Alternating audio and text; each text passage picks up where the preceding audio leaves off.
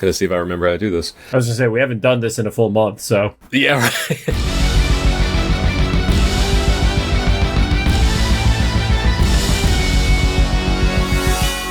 Welcome to Cyclops is Waiting for Me, an X-Men animated recap podcast with Wolverine and the X-Men, episode 22, Aces and Eights. It's a confusing sentence.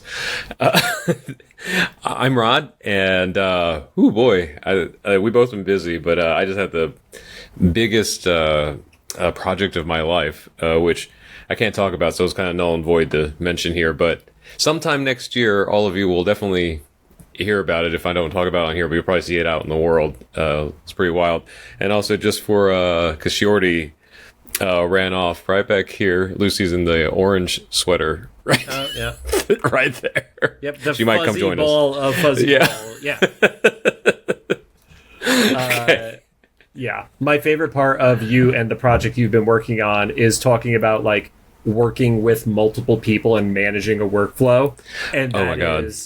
You're like, how do you people do it? And I'm like, we're all broken. All of us who have to do that are just broken individuals, and that's the only way that we're able to do it. You and my individuals. I'm JC. And Rod and I simultaneously had two very separate projects that were both very exhausting, happening around the same time. I was at TwitchCon for work as part of that. Ooh. Yeah, it was. I heard not great things about TwitchCon this year. I'm not going to get into it, but okay.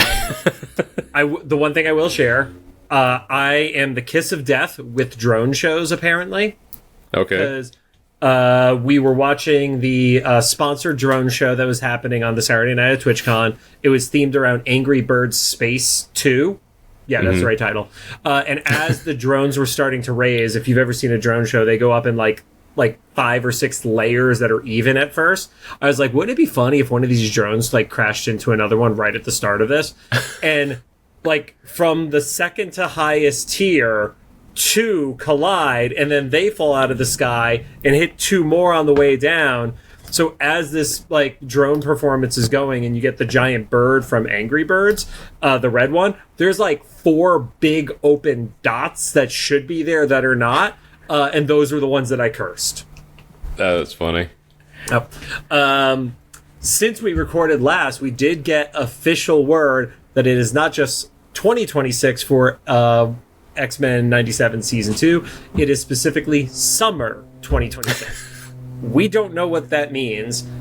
If 1 week is happening at Comic-Con, I'm going to lose my goddamn mind. I mean, that sounds like it would be a promotional move, right? Like if they put like the finale or something at Comic-Con. Oh, if they do the finale, I will fucking shoot something. I will lose my shit on such a level. Because the rumors are 9 episodes, right? Not a full 10. I'm going to abstain because I don't know how much I can talk about. I just don't want to accidentally say something. I feel like I heard 9 as the number that's gotten around, and people were freaking out about it online. So, but yeah. Oh, that's right. Yeah, it's 9, but it'll be worth it. And we also saw that first look that leaked from New York Comic Con. Since then, we purposely chose not to repost it because we don't want to get on Disney's bad side. But the stills from it are really, really impressive if you haven't been able to see it. And yes, there are spoilery moments for you. But I feel like Disney's trying to scrub that thing from the internet. So. Oh, yeah. I already had friends get like DMCA'd and everything. Like, yep. Like the same day. We were thoughtful about that. And, we figured if, we want to be able to keep working with the, the voice actors from the show and things like that, pissing off Disney, not the best way to do it. Yeah. So, all that said, Cyclops is Waiting for Me is our bi-weekly. Well, I mean, in this case, it was monthly, but now we're gonna get caught back up to the end of the year. Podcast series where we are going back and watching every single X-Men animated episode we can find. This podcast started with the original 1992 X-Men the Animated Series, which was building up to the release of X-Men 97. And along the way, we finished X-Men Evolution, launched our companion interview show, the Xavier Files, and with Season 2 of X-Men 97 dropping in summer of 2026, we're dedicating the rest of this year for Wolverine and the X-Men, and then Rod and I have to figure out what we're going to do for 6 months. I guess more interviews. Or 7 months. Yeah. I feel like in Hollywood, summer means like May, right? I hope. Because I really hope. because like Mortal Kombat is supposed to be a big summer blockbuster, and they pushed it to May, and then they even pushed it like earlier in May now and stuff. So I don't know. With delays of today to date this podcast, Grand Theft Auto 6 got delayed again. So I have no faith in release dates until something is out at this point. Well, anyway, so some quick reminders. We're a recap show about a series that started over 15 years ago. There will be spoilers. If you don't want to spoil it for you, pause the podcast, watch the episode, and come back. We're currently not sponsored by or affiliated with Marvel Animation, Disney, or Disney Plus in any way. And don't forget to follow us on social media at Cyclops IWFM Pod on Instagram's Threads. I should just remove Blue Sky for the next script. Facebook and TikTok. Although I will say, personally, if the rumors of TikTok leadership changing ends up happening the way that those rumors are pointing, I will never log into that site again. So. TikTok's a little bit messy anyway, so... Yeah. And then I did not update the script, so we can ignore that part and skip right to yours, Rod. Oh, just as you said that, my mouse stopped working. Here we go. That's helpful. Now onto the show. Today, we're going to talk about Season 1, Episode 22, titled Aces and Eights. It aired on September 25th, 2009, and currently sits at a 7.8 star rating on IMDb. Also marked as a top-rated episode. That's not accurate. I forgot to remove that. I was thinking about that. I was like, is it because of Gambit? Like, nope, that's because John forgot to update his script. Okay, we're getting back in the swing of things. Rod, before we get into the episode itself, do you have any idea anything about Aces and Eights? No, I don't play cards. I like the movie Rounders, though. I've never watched Rounders, so I can't contribute to that. It's Matt Damon. If you like Matt Damon, it's a great movie. So, Aces and Eights refers to what is also known as the dead man's hand in poker, which is believed to be what Wild Bill Hickok was holding when he got shot and killed. Oh, wow. Yeah. But yeah, it just got called that. I don't really know a ton of the details around like what it has to do with the meaning of this, other than dead man's hand, and they couldn't say dead man kind of thing, essentially. But it was also coincidentally the name of a group in pro wrestling, in TNA wrestling, that was led by the Dudley Boys at one point. So. Oh, nice. Oh. Yeah, so I guess it's kind of random-ish stuff. Yeah. So this one starts off with previously ons from mostly Genosha and like Wanda featured flashbacks.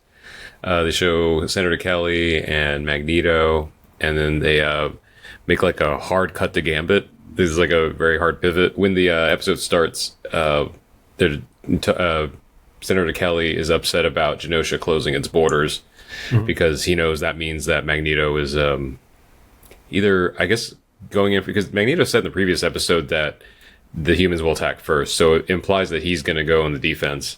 But Kelly's like interpreting that as like they're going to take the first shot. Yeah, it's essentially like you close your borders, because if you close your borders, information isn't going in and out. And if you're not letting information out, it's probably because you're going to make some sort of political move at that point. And so Kelly wants to, he tells, that's Trask, right? That's there. That is Trask, yeah. I keep getting these confused because we've seen so many shows now. Like, who's supposed to be who? And he tells Trask to go ahead and launch the Sentinels, and Trask is like, it's going to take like 2 weeks.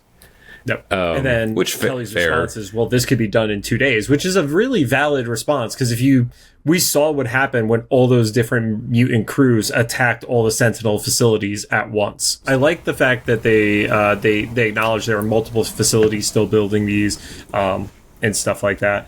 And then the response is that they need to get somebody inside Genosha. And based on the title, we know who they're going to choose. This was also absolutely one of the ones where every reference image online for it was literally just showing Gambit's face. Also slightly spoiled for me, because originally we were going to attempt to have Cosmo come back onto this one. And it's kind of a given that if Cosmo wants to be on the episode, then it's a Gambit episode. But we were in scheduling hell, so we just we opted to not do guests for the rest of this season right now. So also, like, freaking Gambit and Genosha, man, there's a theme running here. Yeah, Anyway, then is when the opening credits roll. When it comes back, Nope. Before that, we have Wolverine, who's in like the White Room with Xavier, and Xavier, through the files that they got from Master Mold in the Rover episode, is able to say that essentially one of the moments that starts the war is Magneto's helmet being stolen by some mutant spy. And obviously, you know, the record keeping isn't super tight to say who that spy is, but I do love who is stupid enough to go and try and steal Magneto's helmet, and then immediately Gambit's foot hits the sand in Genosha. And I feel like if Punker Donkey was not aware of this moment in the episode, she hates it now. So yeah, I forgot about so the helmet thing was interesting because I remember back, was it in the Rover episode where Magneto loses his helmet and it looked like it was going to be a significant moment, and then nothing happened. And I don't know if that was supposed to be like foreshadowing to this or something, but it's like, okay, so the helmet is important in the show, just not at that moment. Was it the Rover episode, or was it the other episode with Polaris and like the other future episode? Was that it? Maybe one. I think that was the one that you. Yeah. There was one episode where like Magneto's helmet gets knocked off during a battle, and it like rolls to the side, and it's like, oh, that's going to be important, and then he just puts it back on. You're like, oh, okay. Yeah, that was an earlier one. The Rover episode didn't feature much Magneto, so gotcha, if at all. And then so the intro does hit. Yeah, then when we come back from the opening intro, they're in Genosha. Gambit is just kind of waltzing in. I don't know. I think we're just assuming that he could come in easily. He's a thief or something. The part that I thought was a little weird about that is Genosha is this island with tons and tons of mutants all over it. It felt completely desolate and unpopulated. And yes, I get there's logistical reasons for that. The more you have to animate background characters and stuff like that. But it felt like there were 6 people on this fucking island. Yeah. I guess, because it's always like night. Like this time it was night. Yeah. And he goes up, he sees... He sees Polaris and kind of gives a knowing look. And this is you mentioned this before we started recording. I was like, how old is she? And you said canonically she's 18 in the show. So everything I was able to find online confirmed she's 18. It's still... she's infantilized throughout the episode. Like, she is not the maturity of an 18-year-old, 100%. But I was always of the opinion, especially like with what her outfit was and like the way she's drawn, that they always intended for her to be 18, even if she was a less mature 18-year-old. So yeah, that's true, because she's doing the spandex bikini. Not just the spandex, but it's like midriff, like low cut. It's a lot of the things that would be problematic in any day and age if you're like, oh, that's a lot being shown right now. So yeah. So he's already flirting. He's only been there for 30 seconds, not even. Yeah. And then Wanda confronts him. With? Oh God, it's not Seamus. It is Seamus. It is Seamus. Yep. Why did I think that wasn't? And then I don't remember the ninja guy's name. Senyaka. I would not have remembered that. Nope. But also, for some reason, on the wiki, when they did the list of like the characters in the episode, they didn't list him as Seamus this time. They listed him as Mellencamp, which is his last name, because his full name is Seamus Mellencamp. Which is interesting. He's like, I have no idea. So he's like Irish, but he moved to Indiana or something. I don't know. But yes, it was those two who were with Wanda. Yeah, so Wanda's like, well, you can't be here. So Pyro's dead, right? We've established Pyro died in the prison, is never going to be seen again. Unless, was that supposed to be his voice later on? No, I have something else on that one. You know about, okay. Yep. So I guess he is dead, because I don't know or he's still in that orb thing. I don't know. Just left him. Yeah. So Gambit fights Seamus, and then eventually Senyaka. Well, originally he comes up and he doesn't want to start a fight. He wants to ask for an audience with Magneto, the King of Genosha. Yeah. And like, I don't know why Wanda is so against him yet, but she's just like, no, and you're trespassing, and that's when the fight breaks out. I wanted to say it's probably like he has a reputation, like he is 1000% a predator in this show. And so she probably just like knows, and she's like, you're not going anywhere near my 18-year-old sister. And my dad definitely will not let you around her. But yeah, and just being an X-Man, right? Even though it's kind of hypocritical because she's like in this universe. Oh, he's not? Nope. I don't know then. But excuse me. Yeah, anyways, yeah, I mean, it could just be that he broke through whatever like barrier or level of security they have around the island or something like that. But I felt like she jumped really quickly to like, cool, I'm gonna have these goons beat you up, but not watched it kind of scenario. Yeah, well, it's a classic villain thing, right? Like, you're not going to stay around and see the bodies. Yeah. I will say, though, there was something that I'd not ever seen a Gambit power set do, which was charging the water after that was cool. Seamus and Senyaka. Like, and I'm not saying it's like one of those where I'm sure it didn't happen scenarios, but I've just never seen that in the comics or other versions of him. Because that's terrifying if that's what his power in this world can do. I kind of like also that they didn't answer what it would do, because the charge got like right up to the two of them in the water, but didn't reach them before Magneto stopped them. So it was like, would that just immediately exploded them or something? Yeah, it's like a bunch of mini explosions from all of it, I will say I did call that the fountain was going to have some sort of power interaction with it because of the little metal things floating around it. To be honest, I thought it was going to be Polaris who is controlling those and not Magneto. But I thought it was a cool moment where they just like stopped spinning around the top of the fountain, and they all curve slightly, so the sharp end was pointed at his neck. I was like, yeah, that's high quality intimidation right there. That's pretty cool. I kind of wonder if that was like a CG effect that the animation team using, because that was that time in the 2000s where they could use it sparingly, right? And we saw it like in Futurama or something. Yeah.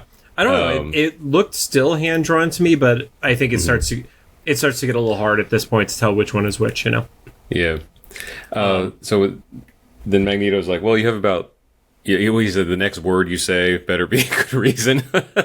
Yeah. Because he's like, "Well, what are you doing here?" And he's like, "Do you know Senator Kelly?" And then Magneto just kind of like gives him like a "fuck you" stare. Yeah.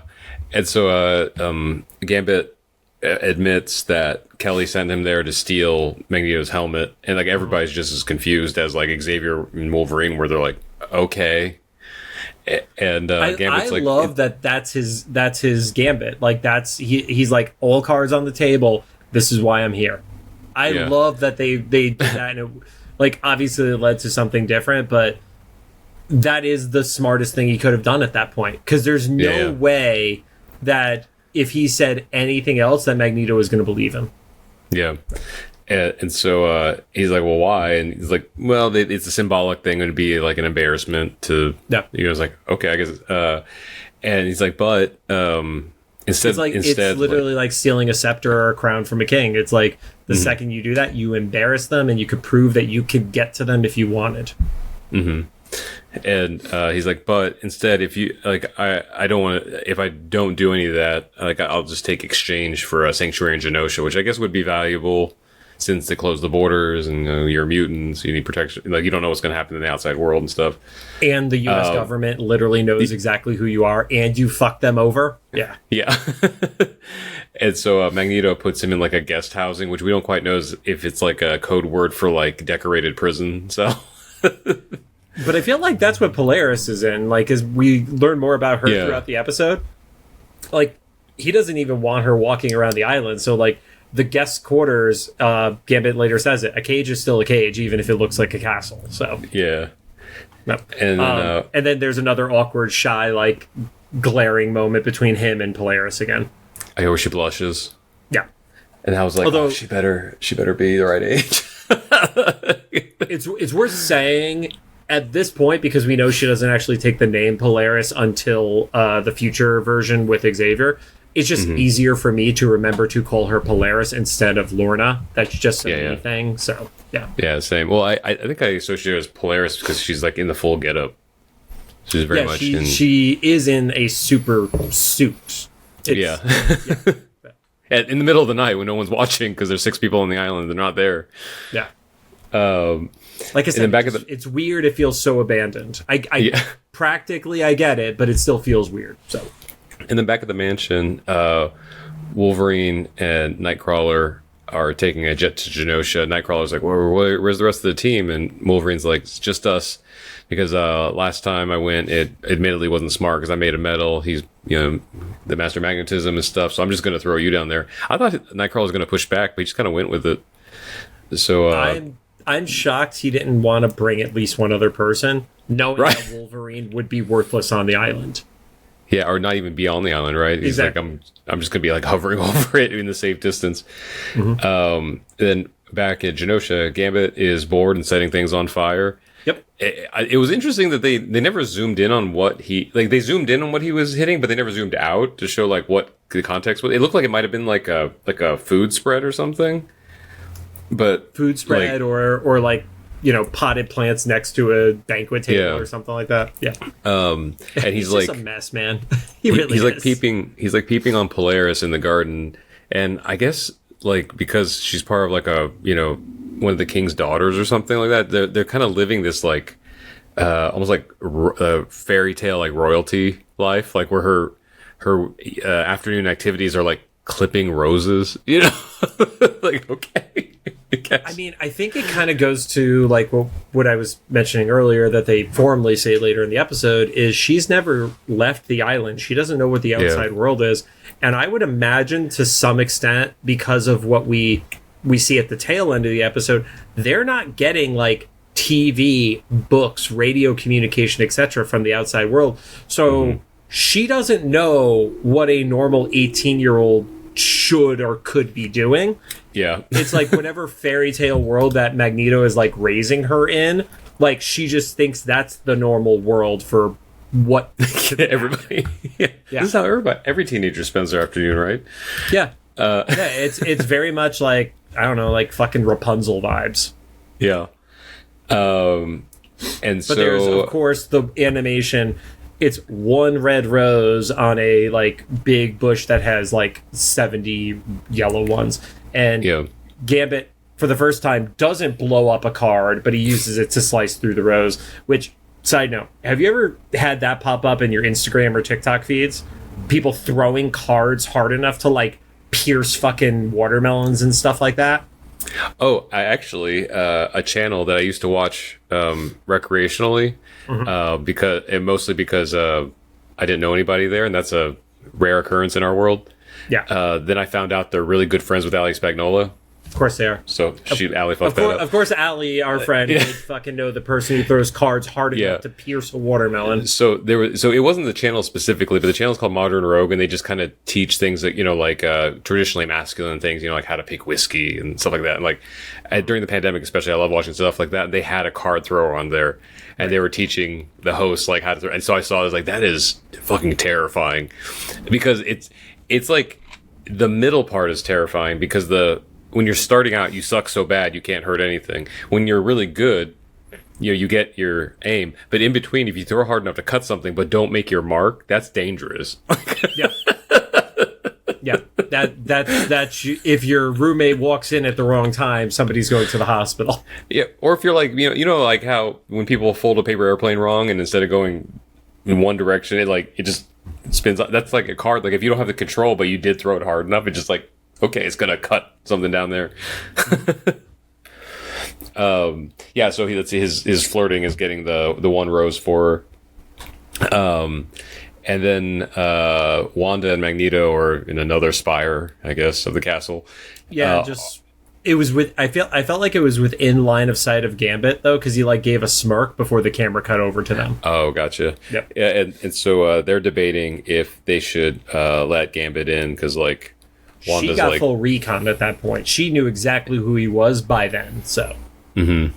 Yeah. And so she was like, like why he's a known thief. I like that. I like that logic. Is like, yeah. Yep. We don't have enough known thieves in modern society. I feel like they all get caught really quickly. There's not a internationally known thief that people are still going after.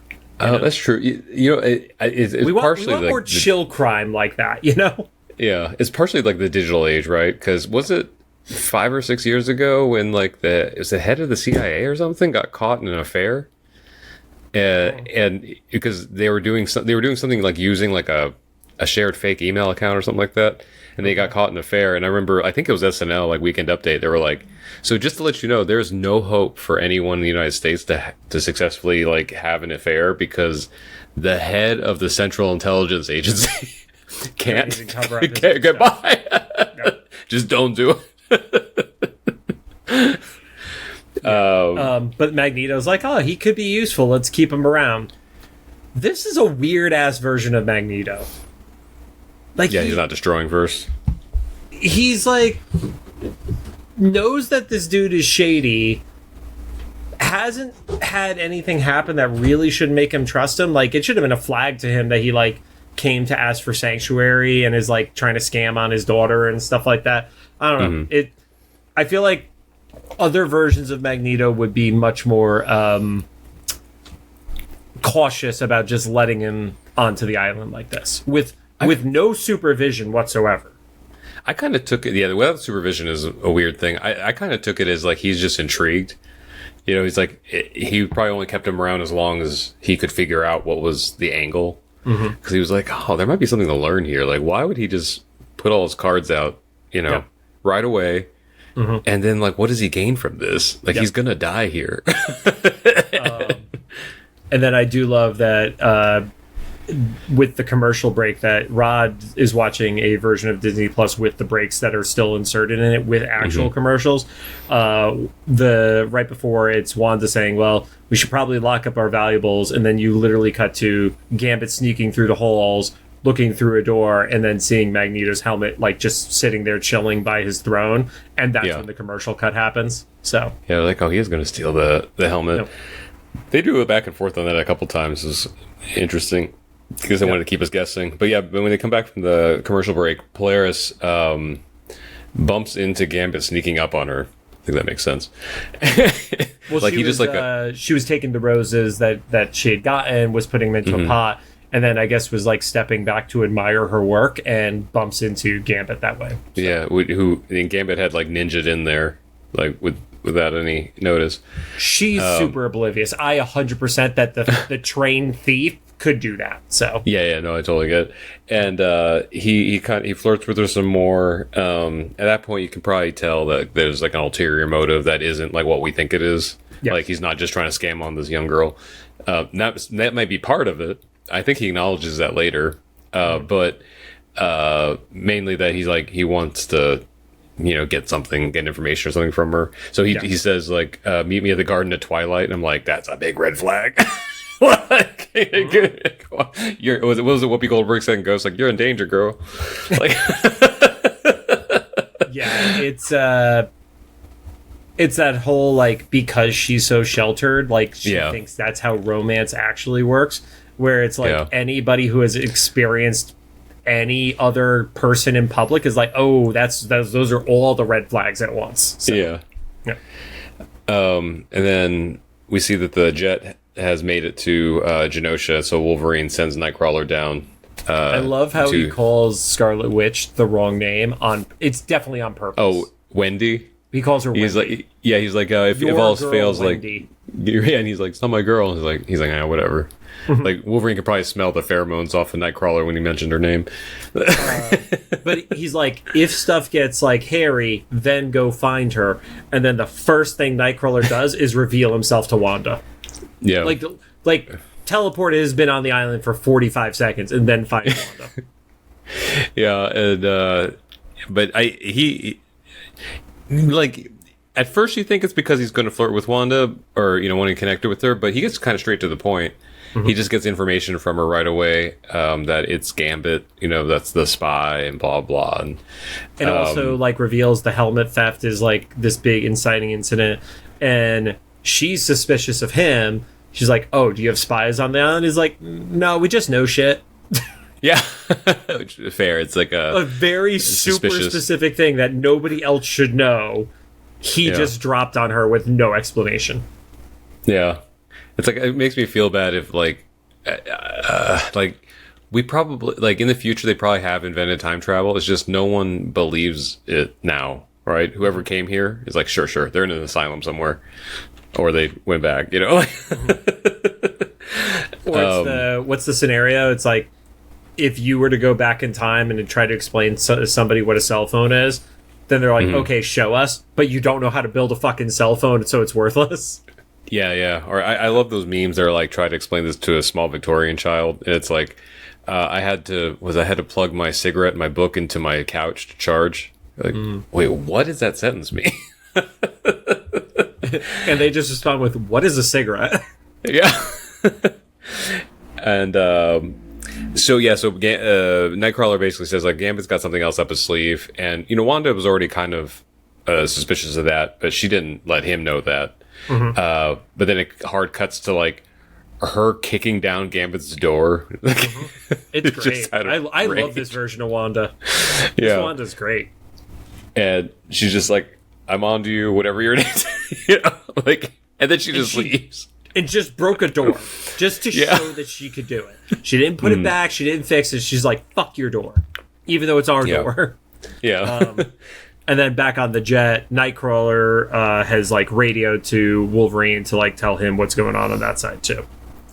Yeah, and then Polaris meets Gambit. And it's funny, because, like, you can... They did a good job of it being Twilight, but I could tell they just put, like, a gray filter over everything, you know? Like everything looked like the normal color, but it just got dimmer. Like not the sky got dimmer. It's like the TV set dim got turned down, and so we know it's around Twilight. It's just got adjusted basically. Yeah, and so Polaris meets Gambit, and he's like, "Take me to your most romantic place," and he's just systematically getting information from her. He's like, this is our water system. That's our electrical tower. Here's our communications hub that will cripple us if you somehow broke it. I really wish, for the sake of this character, that that Magneto had given her any sort of actual like education about like what the world is like, because it feels like he like put her like in the literal ivory tower and taught her fucking nothing. I think that's part of the consequence of sheltering anybody, especially children, right? Is because like you're just as in danger of things you don't know that you do know. So it's like, yeah, you probably shouldn't, specifically to the person that we're already suspicious of having an ulterior motive, like giving them all the inner workings of our island. Granted, we have that outsider's bias that we know he's a scoundrel and shit like that. Yeah. But regardless of all of that, she's just like, here's all the most pivotal information. Like, I get the waterfall, but like, oh yeah, that's our communications tower. That was hilarious. That's a big building. You didn't have to say that's where your communications hub is. Yeah. You know? And then she just plants one on him. Yep. She went in for that kiss. He did not. And you could tell he's a little taken aback. That's where I think this was the writing of a cartoon that popped in. Because if there's a dude who's like doing all this like spy, thief, scummy shit, he would have made that move. But they wanted to like, I think, give him a slight bit of redeeming value that he was not actively going in for the kiss with her. That's my read on it. I could be totally wrong, but I do think that's why the choice was made for her to lean in on the kiss and him to hesitate. So. And it's just in time, just like an 80s sitcom, it's just in time for Wanda to catch them, and then hard cuts to such a good reaction. Hard cuts to Wanda throwing him in the dungeon or the cells, what they called it. Yep. And then it's not really a pun, but I appreciate the thought here is like Wanda and Polaris argue about their ex-boyfriends. Well, before that, we have that part that you were alluding to with the cells. So you do hear another person in the cells, and the reason why I say it definitely wasn't Pyro is he didn't have an accent to him. It was more of like a higher, raspy voice. The wikis identify that as Vanisher, who we've only seen physically on camera in the future. I'm imagining it's because of the voice as a match. I didn't get a chance to compare the two between when we watched the episodes and recording this.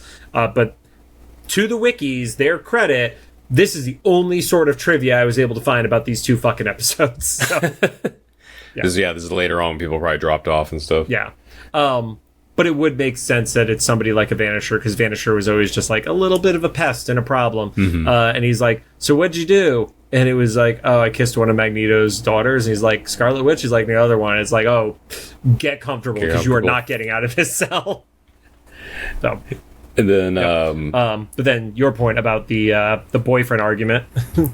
Yeah, Wanda and I guess Gambit isn't an X-Men in this one, but it's kind of funny that both of them have outsider boyfriends or interests. It's complicated situations. I did like that. Polaris just straight up says, like, I know a lot more than what you're giving me credit for. Which, granted, she does. She doesn't know about certain stuff, but she absolutely is like paying attention, knows about the dungeons, and like. The fact that she is 18 years old and Wanda thinks they've been able to keep her like unaware of that is pretty funny. So yeah, and then after they argue, it cuts to Polaris breaking Gambit out, but she's like, "Take me with you," like no hesitation. Yeah. Like she definitely went from her room fighting with Wanda right to the prison. So she's Anna in Frozen, right? She's like, "Oh, we're gonna get married," you know? Yes, right away. That's yeah. Yeah, she's Anna. You're right. And so she breaks him out of the cells, and she's like, "I know where your boat is." So he's like, "Go get it ready, and I'll go meet you." And then he gets a suitcase that we had not seen before that he'd hid somewhere in the bushes. Before that, though, I just want to point out, she lets him out. She starts running off, and he has like that, like, "Yeah, I did it" look on his face. She never tells him where the boat is. Like, but didn't she say that she knew where it was? She knew where there was a boat, not his boat. Oh, right? Gotcha. I thought she said like, "I know where your boat is" or something. Oh, but, I thought it was "I know where a boat is." Okay. You would think watching it twice I would have picked up on it, but all right, let's go with your theory. Yeah. But yeah, so then Gambit goes and picks up this random suitcase that he hid in the bushes. And then we see him he saw Wanda, Seamus, and Senyaka. Yeah. Yeah, and then he goes and sets like timed bombs in all the places that Polaris had pointed at, like their water source, their electricity, their communications tower. And then the timer starts, then we cut to another commercial. Yep. And when we come back, we see the Nightcrawler has caught him on the, like, it looks like the bridge to the communication tower. The bridge where he was like checking out the waterfalls with the Polaris. waterfalls, okay. Yeah. And yeah, so they have a big fight there, and Gambit gets away. And Nightcrawler realizes the whole point of this was never the helmet; it was to cripple Genosha from being a power to deal with. So, and they have a quick little fight, and basically he does like 52 card pickup where he charges just the whole deck of cards. It lands around Nightcrawler, and that's what's able to knock him out. So yeah, and it didn't take out the bridge, which is wild. A really strong bridge, right? But apparently not that strong because it blows up in a little bit. So yeah. So then Gambit goes and finds Polaris, and she's like, she's a little not surprised, but she's like, there's a little uncertainty, like if he's going to come back or not.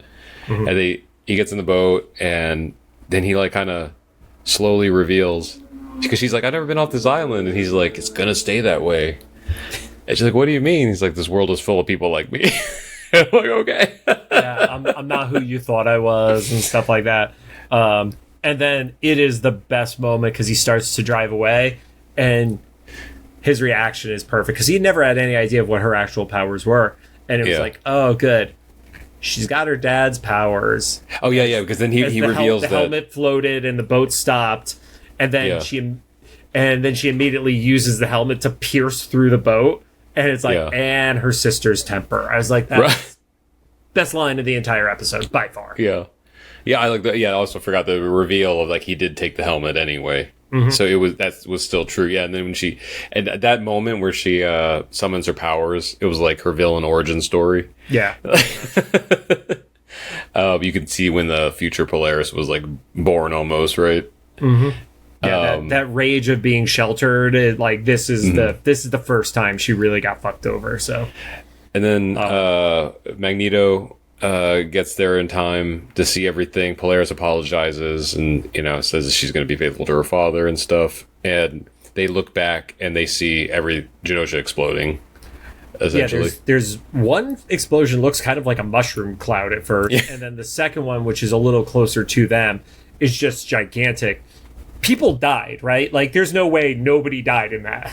Yeah, I don't know. Maybe that's why they decided to say there was like the show there's only 6 people, because in the next episode they will talk about it, but like they make a point to say like, oh, this building was evacuated. So I don't know if like they're trying to make like concerted efforts in this show to show like unpopulated areas or something. I don't know. Yeah, but yeah, people were dead. People definitely died, unless you had your mutants that were just indestructible bodies or could absorb fire. Are the only ones working in those 2 locations. People died. So for I guess this is not the second time, but another time that Gambit and an explosion on Genosha are just a canon event. Yeah, but this one got to walk away. Yeah, or float away. Well, I guess float away. I don't know. Like, he had a hole in his boat, so But Nightcrawler sees the bridge as Wanda's on it start to explode. He gives a quick save, and then you get a little more of like, all the stuff that's going on. And Magneto is like, "All right, I'm going after Kelly. Fuck this guy." Yeah. And so it was a Nightcrawler or Wolverine. He radios to Wolverine, who radios to Beast. Yeah. Nope. And then we see Kelly's office, where Blink and Magneto have appeared. Magneto's like, "You fucking idiot." And starts to go after him, and then just in time, Rogue and Kitty come through, and Rogue is like, she does the thing I always want Rogue to do. It's just like, no monologue, no talk, just like do the save, So she takes out Magneto, and Which then I do think this came down to not wanting to pay the voice actor for a single line. That's right. I didn't even think about that. Kitty never said shit. Yeah, and then Kelly's like, "Oh, thank God!" And before he can get the next word out, like, she's like, "You two." Before we move on to the next scene, I gotta ask your thought. Was that actually Kelly's intention? Because Kelly's shocked that Magneto is coming after him. Do you think he actually sent Gambit to blow up parts of the island? Or was it just the, like, steal the helmet to embarrass him scenario? I don't know. Because there's a look of shock on him that I feel like if you were the leader or politician or whoever who literally sent somebody to blow up parts of a nation, them showing up shouldn't shock you. Yeah, I think the only reason I would think that Kelly did send Gambit to do all that stuff is that Gambit, he's always been like a mercenary for hire kind of thing. I don't think he would do anything extra that wasn't like monetarily. I think getting the helmet was the extra thing. But that part is my point, is that I think it's possible somebody else is the reason why it went from helmet to blowing something up. Gotcha. Like somebody else pulled that string in some way. Like it could be a Master Mold, a Trask, a Sybil, or something like that. It was just, and it could just be, a continuity issue with how it was animated or something like that. But like the look of shock on Kelly's face for some reason didn't read to me like he knew he had like failed at blowing Magneto up. Yeah, or he was just like way surprised. Yeah, or not way surprised. Like had underestimated, or like really, he was really confident in Gambit. Yeah, he had overestimated Gambit's ability. Yeah, but it's also like if Gambit was not purposely trying to kill Magneto, which I never got the vibe that he was trying to kill him because of what he did, then Kelly would know there was going to be a response to it.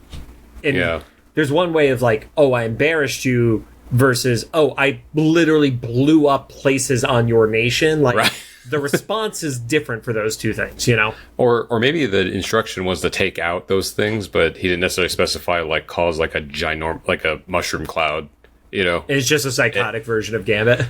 Yeah. And Gambit's like, well, I can do, like, there's a sure way of doing this that's fast, He meant pull the plug, and Gambit interpreted that as obliterate the plug. There is no more plug. Yeah. So then Kelly and Magneto wake up in the mansion with Wolverine, and Wolverine's like, reveals that that's the chamber Xavier's in, and he's like, and when I saw the setup, I knew what was going to happen. I was like, finally, like. This is the kind of thing you see in movies and TV shows, and you're like, why doesn't it just happen? Yep. I did love that it's like either like, where are we? The spot I never thought I would let you be in. Like, right. The continuity challenges aside for this episode, some of the one-liners are really, really great in this episode. Yeah. So. And like you would ask me like a long time ago if I was current on Rick and Morty. I finally got caught up. Mm-hmm. So I saw the episode where they rewrote basically their Avengers movie, and they point out like all the, I was like Avengers Transformers or something, and they point out like all the things like, well, if like the gun's already in his hands, just shoot him, you know, or like why doesn't he just tell him that thing? And so like this moment happening is like, oh, they're finally gonna do it. They're just gonna show both. I say both sides in the current situation. Yes. Like what the consequences of their conflict is in a very indisputable way.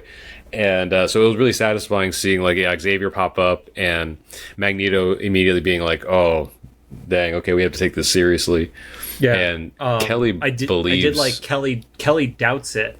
And then Magneto's like, no, dude, if he's showing me this is legit. Yeah. Because so no Kelly, matter what, Charles wouldn't lie. That's not this version of Charles, you know? Yeah, so Kelly believes it because he's watching two enemies like agree on it. So it's like, and then it comedically cuts to Kelly being like, so we're calling off the Sentinel program. But that does also tie to what I was saying about like not having external communication on the island too, because he had one of the acolytes, I forget the name of which one it was, but actually like projecting the TV to them as opposed to literally turning on a TV, which is why I think Polaris literally just has like media consumption that is just like 7 fairy tale books from like the 1600s, and that's where culture from humanity has stopped making its way to Genosha. So the acolyte projecting the TV show, it made me laugh actually, because it reminded me of like the Flintstones when like a simple task had to be done by like a sentient animal or something. Yeah. You're like, I got, you know, like when we remember when like the animals are talking, like it's a living, either like a garbage disposal or like a rack or something, and it's like an animal when it didn't have to be. Yes. But yeah, that they canceled the Sentinel program, and then when Magneto watches the broadcast, he asks for his son. I'm assuming that's Quicksilver, unless that's a bigger twist. Okay, no, it's Quicksilver. Is there a reason that was the cliffhanger? We've talked about this. We have not watched it yet, so don't spoil anything for us. I think there was some story getting started that is either going to be resolved in the 3-part finale, which we have not watched yet, or was setting up for whatever season 2 was going to be. Okay. So who knows? Because we're a week away from recording the next set of episodes, so maybe that gets resolved then. But I wonder how it's going to play out. But I hope at the very least that part of the story is resolved before the season's end. With the way the next episode ends, who knows at this point? Yeah, that's kind of my gut check on it. So he's had 4 kids. One was like the younger, like there was a younger kid who almost always dies, and then there's the twins, and then Polaris. So okay, yeah, because essentially through the series, it's a little inconsistent depending on the universes too. So through the series, we've been following 2 main storylines. It's like what happened to Jean and this like growing war, and so like today's episode went over the war story, and this little preview of next week, like it kind of takes a break from the war story and goes more into like the Jean story. Yep. And so yeah, it's like, so are they gonna do both in the 3-part finale, or are we done with the war part now? You know, right. Like so yeah, we'll see. I mean, or is the finale where the war story ties into the Jean story? Jean, yeah, that's true. Yeah, I forgot, because that incident is what kind of sets all this off, right? Yeah, the burning of multiple nations is what sets off the war. So, yeah. So, it was fine. I think most of my uncomfortableness was just watching Gambit like seduce Polaris, but like otherwise, it was just like it was another piece of that like mystery war story thing. So like it wasn't my favorite, but I didn't hate it. What about you? I like Genosha like as a set piece. I I like Genosha as a populated set piece. So that part, it was like, what is it? The small galaxy syndrome? Is that what they call it? Where like, Star Wars revolves around 8 people and their cousins, and that's basically it. Like, that's what this episode felt like. Like, you have a literal mutant nation, and we saw 3 of the, the Lesher family or Maximoff family, whatever you want to call them, and then like 2 goons, and that was it. So. Yeah, it's like that scene in the first Deadpool when they go into the mansion. It's like, why is it so empty in here? That's very much what it felt like. So yeah, but very cool. Yeah, I mean, we're still excited to get through the end of this. I'll save more of it for the next episode, but I'm really concerned with how pissed I am going to be at the cliffhanger when this thing hits. I am not happy right now. Let's get into that. Let's get into that next episode. And also, next episode is going to, because we had to miss a week, we're just going to go right away. So there won't be a bi-weekly thing this week. Next week, there'll be another episode. Yeah, it'll be 3 weeks in a row of episodes, and then go back into bi-weekly after that for the final ones. Because we wanted to get the publishing on these done before New Year's. That was our goal. Yeah, because you can go binge Stranger Things. That was the red carpet for Stranger Things was tonight, right? Oh, was it? Oh man, yeah. I kind of wish I could have gone, but I don't have any reason to be there other than being a fan. So yeah, I think I saw Jenny Lorenzo was posting from the red carpet. So I am. I will say random tangent shout out. So in the middle of this project I was working on last week, I was in a recording studio, and one of my producer's girlfriends was there, and she's a huge Stranger Things fan, so she brought all the Stranger Things swag. I guess Target had a big setup or whatever, and I was like, the inside out or the upside down cookies. Oh, actually, she did. But the thing I was focused on was the Eggo waffles, the red ones. And she's like, "Did you see these?" And I was like, "Yeah, I actually did, and I want to try them." But if people don't know, I have a intolerance to red 40 food coloring. I was gonna say, as soon as I heard red, I was like, "You couldn't have that, right?" I was like, "I can't have these." I just know I can't have them, so I just don't even pick it up to like look at. And then my buddy, her boyfriend was like, "I think these are actually naturally colored." And I was like, "Why would Eggo do anything healthy? Like, not even healthy, like not harmful." Just trying to kill that Eggo sponsorship in the future, Rod. But he looks at the back and he's like, "No, it says like beet or fruit juices." And I was like, "Really?" And I look at it, and it does say that. And then on the front, I just didn't even bother to look. There's a sticker that says like all natural colors on it.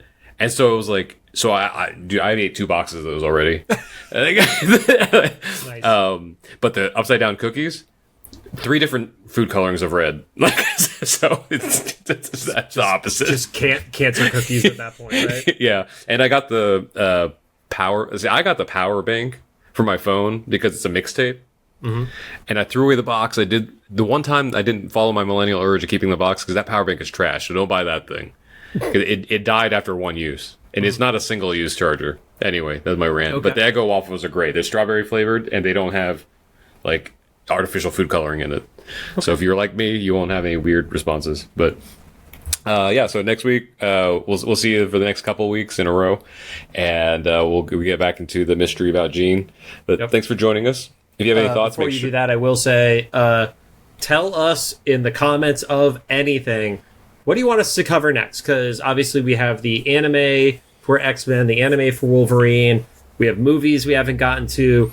We could do a focus on like a bunch of interviews in a row, but it would just be good to know what people are looking forward to from what we've done or what we have not done yet.